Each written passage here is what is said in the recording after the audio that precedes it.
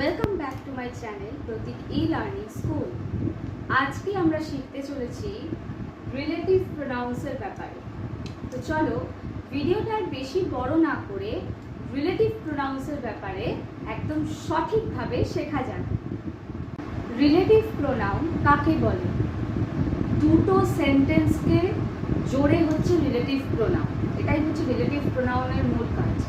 ধরো দুটো সেন্টেন্স রয়েছে, তার মধ্যেখানে বসে সেন্টেন্স দুটোকে এক জায়গায় করছে, সেন্টেন্স দুটোকে জুড়ে দিচ্ছে। এটাই হচ্ছে রিলেটিভ প্রোনাউনের প্রধান কাজ। আমি তোমাদেরকে এখানে কয়েকটা জিনিস রিলেটিভ প্রোনাউন সম্পর্কে লিখে রেখেছি, আগে সেইগুলো একটু তোমাদের বুঝিয়ে দিই। Relative pronouns do not ask question.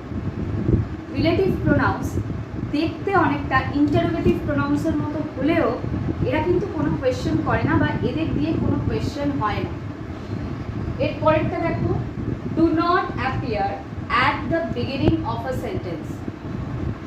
আমরা যখন ইন্টারোগেটিভ প্রোনাউন শিখেছিলাম তখন আমরা কি দেখেছিলাম, যে ইন্টারোগেটিভ প্রোনাউন দিয়ে আমরা কোয়েশ্চেন করি, হু, হোয়াট, হুইচ, এগুলো দিয়ে আমরা কোয়েশ্চেন করছিলাম এবং এই প্রত্যেকটা ওয়ার্ডই কিন্তু সেন্টেন্সের প্রথমে আসছিল।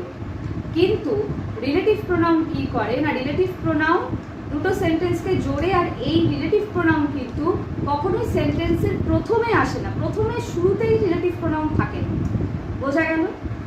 এর পরেরটা কি, এই যে almost same as interrogative pronoun. আমরা ইন্টারোগেটিভ প্রোনাউনে যেগুলো পড়েছি সেইগুলোই কিন্তু রিলেটিভ প্রোনাউনে রয়েছে, তবে মানেগুলো একটু অন্যরকম হয়ে যায়। কি কি হয় আমি তোমাদের সেগুলো লিখে দেখাবো। চলো এবার দেখে নিই কোনগুলো আমরা রিলেটিভ প্রোনাউন হিসাবে ব্যবহার করি। প্রথমেই দেখো লেখা রয়েছে হু। হুটা আমরা কোনো ব্যক্তি বিশেষকে বোঝাতেই ব্যবহার করি। হু ব্যবহার করি, হুম ব্যবহার করি, হুজ ব্যবহার করি। এইগুলো মূলত আমরা পার্সনের হিসাবে ব্যবহার করি, কোনো ব্যক্তিকে বোঝাতে আমরা ব্যবহার করি। এছাড়াও হুইচ, এখানে হচ্ছে হুইচ মানে হচ্ছে যেটা। ওয়েন মানে হচ্ছে যখন। ওয়্যার মানে হচ্ছে যেখানে। আচ্ছা, হুম মানে হচ্ছে যাকে, হুজ মানে হচ্ছে যার, আর দ্যাট মানে হচ্ছে যেটা। এইভাবেই আমরা ব্যবহার করবো। এবার সেন্টেন্সে এগুলো কি করে ব্যবহার করতে হয় চলো আমরা সেটা এবার ভালোভাবে দেখে নিই। চলো এবার আমরা দেখে নিই এক্সাম্পল দিয়ে রিলেটিভ প্রোনাউনগুলোর সম্পর্কে। প্রথম এক্সাম্পলটা কি আছে একবার দেখে নিই। I am the one who knew the reason of this book. এই সেন্টেন্সটার মানে কি? এই সেন্টেন্সটার মানে হচ্ছে আমি হলাম সেই যে একমাত্র ওই ঝামেলার কারণটি জানতাম। ডিসপুট মানে হচ্ছে ঝামেলা। I am the one who, এখানে কিন্তু এই যে হুটা এই কাকে যেন ডেসক্রাইব করছে, এই ডেসক্রাইব করছে আইকে, অর্থাৎ আমাকে। এই হুটা রিলেট করছে আই এর সাথে, কারণ এই হুটা আই এর ব্যাপারেই বলছে।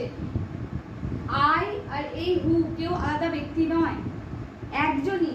আমি হলাম সেই ব্যক্তি, আমি হলাম সেই ব্যক্তি যে এই ঝামেলার ব্যাপারে জানতাম। এখানে হুটা আইকেই কিন্তু কি করছে না, ডেসক্রাইব করছে, কারণ আলাদা ব্যক্তি নয়, আমি। এই হুটা কিন্তু আমি, আমাকেই বোঝাতে এই হুটা ব্যবহার করা হয়েছে। বোঝা গেল? এরপরে দেখো আরেকটাও হু দিয়ে আমি লিখেছি, I am one of them who is the owner of that institute. এই সেন্টেন্সটার মানে কি? এই সেন্টেন্সটার মানে হচ্ছে আমি হলাম সেই ব্যক্তি যে, মানে ধরো একটা ইনস্টিটিউটের অনেকজন ওনার রয়েছে, ধরো 2-3 জন ওনার রয়েছে, তাদের মধ্যে আমিও একজন ওনার, সেটাই বোঝাচ্ছে এখানে। I am one of them, আমি হলাম তাদের মধ্যে একজন যে ওই ইনস্টিটিউটের ওনার। তো এইখানেও হু কিন্তু আইকেই বোঝাচ্ছে। আমি, আই আর হু কিন্তু আলাদা নয়, আলাদা কাউকে বোঝাচ্ছে না। এই হু আইকেই কিন্তু বোঝাচ্ছে, অর্থাৎ এই যে সাবজেক্টটা রয়েছে একেই কিন্তু বোঝাচ্ছে হু। এরপরে দেখো রয়েছে থার্ডটা কি রয়েছে, do you remember the girl whom I gifted a gold chain. এই সেন্টেন্সটার মানে কি? এই সেন্টেন্সটার মানে হচ্ছে তোমার কি তাকে মনে রয়েছে যাকে আমি একটি গোল্ড চেন অর্থাৎ একটি সোনার চেন উপহার দিয়েছিলাম। এখানে এই হুমটা এই মেয়েটাকেই কিন্তু বোঝাচ্ছে, এই মেয়েটাকেই বোঝাতে এই হুমটা কিন্তু ব্যবহৃত হয়েছে। ঠিক প্রথমটাতেও এই আমাকে আমাকে বোঝাতেই কিন্তু ব্যবহৃত হয়েছে, এর পরেরটাতেও সেম আমাকেই বোঝাতে এই হুটা ব্যবহৃত হয়েছে। প্রথমটাতেও যেমন আইকে বোঝাতেই এই হুটা ব্যবহৃত হয়েছে, সেকেন্ডটাতেও আইকে বোঝাতেই হুটা ব্যবহৃত হয়েছে, তেমন থার্ডটাতেও মেয়েটাকে বোঝাতেই কিন্তু এই হুমের ব্যবহৃত হয়েছে। তোমার কি সেই মেয়েটাকে মনে আছে যাকে আমি গোল্ড চেন, মানে যে মেয়েটাকে গোল্ড চেন উপহার করা হয়েছিল, উপহার দেওয়া হয়েছিল, তাকে কি তোমার মনে আছে? এখানে হুম মানে হচ্ছে যাকে, যাকে গোল্ড চেনটা দেওয়া হয়েছিল সেই মেয়েটার কথা বলা হচ্ছে। এখানে কিন্তু হুম অন্য আদার্স কাউকে বোঝাচ্ছে না, এই মেয়েটাকেই বোঝাচ্ছে। বোঝা গেল? এরপরে ফোর্থ নম্বরটা আমরা দেখে নিই। Biryani is the only food which I love the most. এর আগেরটা ছিল হুম দিয়ে, প্রথমটা গেল হু দিয়ে, পরেরটা গেল হুম দিয়ে, ফোর্থেরটা হচ্ছে হুইচ দিয়ে। এখানে হচ্ছে হুইচ মানে যেটা, এখানে হুইচ মানে কোনটা না, আমরা কিন্তু প্রশ্ন করছি না, এখানে যেটা। এই সেন্টেন্সটার মানে কি? বিরিয়ানি হলো একমাত্র খাবার যেটা আমি সব থেকে বেশি পছন্দ করি বা ভালোবাসি। এইখানে এই হুইচটাও কিন্তু, এই যে হুইচটা, এটা কিন্তু এই বিরিয়ানিকে বোঝাচ্ছে, এই বিরিয়ানিকে বোঝাতেই কিন্তু এই হুইচটা ব্যবহৃত হচ্ছে। বোঝা গেল? এরপরে আরো কয়েকটা এক্সাম্পল চলো আমরা দেখে নিই। এবার বাকি এক্সাম্পলগুলোও দেখে নিই। দেখো 5 নম্বর যে এক্সাম্পলটা সেটা কি বলছে, generally I like to listen music when I get some spare time। এই সেন্টেন্সটার মানে কি না, আমি গান শুনতে পছন্দ করি যখন আমি অবসর সময় পাই। এখানে দেখো আমি প্রথমেই তোমাদের শুরুতে বলেছিলাম যে রিলেটিভ প্রোনাউন কিন্তু কি করে না, দুটো সেন্টেন্সকে জয়েন করতে সাহায্য করে, তাই তো, জুড়তে সাহায্য করে। এখানে দেখো কি লেখা রয়েছে, I like to listen music, generally I like to listen music। এই পুরো সেন্টেন্সটা plus I get some spare time, এই দুটো সেন্টেন্সকে কিন্তু এই when জুড়ে দিচ্ছে, তাই তো। শুধু তাই নয়, এই whenটা কাকে দিয়ে করছে বলো তো? এই যে যখন আমি স্পেয়ার টাইম অর্থাৎ যে সময়টা আমি পাই সেই সময়টাকেই ইন্ডিকেট করছে। Generally I like to listen music when, যখন I get some spare time, যখন আমি কিছুটা অবসর সময় পাই। তো সেই টাইমটাকে বোঝানোর জন্য কিন্তু এখানে when এর ব্যবহার হয়েছে। আমরা জানি এখানে কিন্তু প্রশ্ন করছে না, when কখন বলে প্রশ্ন করছে না, এখানে হচ্ছে যখন, রিলেটিভ প্রোনাউনে চেঞ্জ হয়ে যায়, কখনটা হয়ে যায় যখন। Generally I like to listen music when I get some spare time।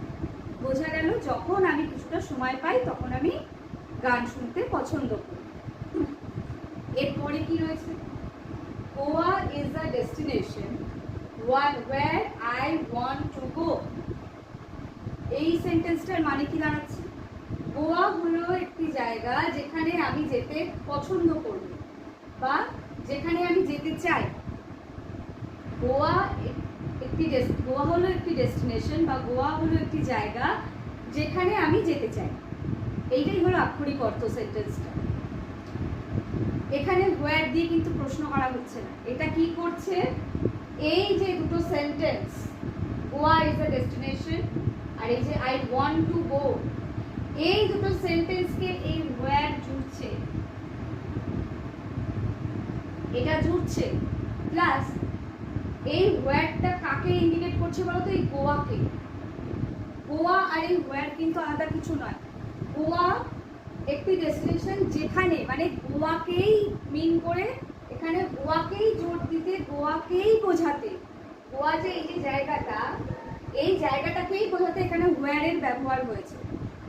Goa একটা জায়গা যেখানে, মানে গোয়াতে যেতে যে আমি পছন্দ করবো সেটাই বোঝাচ্ছে, যে যেখানে আমি যেতে চাই। Goa is a destination where I want to go. Goa একটা জায়গা যেখানে আমি যেতে চাই। বোঝা গেল? এর পরেরটা কি? I have a friend whose father is a doctor. আমার একজন বন্ধু রয়েছে যার বাবা হচ্ছে একজন ডাক্তার। এখানে হুজ মানে কার হচ্ছে না, এখানে হুজ মানে হচ্ছে যার। এইখানে দেখো I have a friend and father is a doctor. এই যে দুটো সেন্টেন্সকে এই হুজ যেমন জুড়ছে, ঠিক তেমনি এ কিন্তু এই যে ফ্রেন্ড, এই যে ফ্রেন্ড, একে কিন্তু বোঝাতেই এই হুজের ব্যবহারটা করা হয়েছে। এটা কি মানেটা কি দাঁড়াচ্ছে? আমার একজন বন্ধু রয়েছে যা, বা বন্ধু আছে যার বাবা একজন ডাক্তার। সেই বন্ধুর বাবা একজন ডাক্তার, সেইটাই বোঝাতে আমি এখানে এই হুজটা ব্যবহার করেছি, এই বন্ধুকে বোঝাতে। প্লাস এই যে প্রোনাউনটা, এই যে হুজ প্রোনাউনটা, এটা কি করছে না, এই দুটো সেন্টেন্সকে জুড়তেও সাহায্য করছে। এছাড়াও দেখো এই লাস্ট যে এক্সাম্পলটা দিচ্ছি সেটাও একটু দেখো। I lost the bag that I bought yesterday. অর্থাৎ আমি যে ব্যাগটা গতদিন কিনেছিলাম সেটি আমি হারিয়ে ফেলেছি। I lost the bag that I bought yesterday. এখানে কিন্তু এই যে ব্যাগটা, সেটা কিন্তু এই ব্যাগটাকে বোঝাতেই ব্যবহৃত হয়েছে। এইটা যেমন, প্লাস এই যে দুটো sentence, I lost the bag, এই যে দুটো sentence, I lost the bag আর আই বট ইয়েস্টারডে, এই দুটো সেন্টেন্সকেও কিন্তু এই ব্যাগটা জুড়ছে, এইটারও কাজ করছে। প্লাস এই ব্যাগটাকে বোঝাতে তোমার এই ব্যাগটার কিন্তু ব্যবহার হচ্ছে, অর্থাৎ ওই ব্যাগটার কথা বলা হচ্ছে, তাই এই ব্যাগটা ব্যবহৃত হয়েছে। তাহলে আশা করি এই প্রত্যেকটা এক্সাম্পলের মাধ্যমে তোমরা রিলেটিভ প্রোনাউন সম্পর্কে বুঝতে পেরেছো। আমরা পরের দিন আরও একটি প্রোনাউনের প্রকার সম্পর্কে বুঝবো, এবং ওটাই হবে লাস্ট ক্লাস প্রোনাউনের ব্যাপারে। এরপরে আমরা আরও অন্যান্য টপিকের ওপরে কিন্তু ভিডিও করব। তাই ভিডিওর ব্যাপারে আরও জানতে এবং আরও নতুন নতুন ভিডিও পেতে চোখ রাখো প্রতীক ই লার্নিং স্কুলে। Prateek e learning school, where learning is a beautiful journey.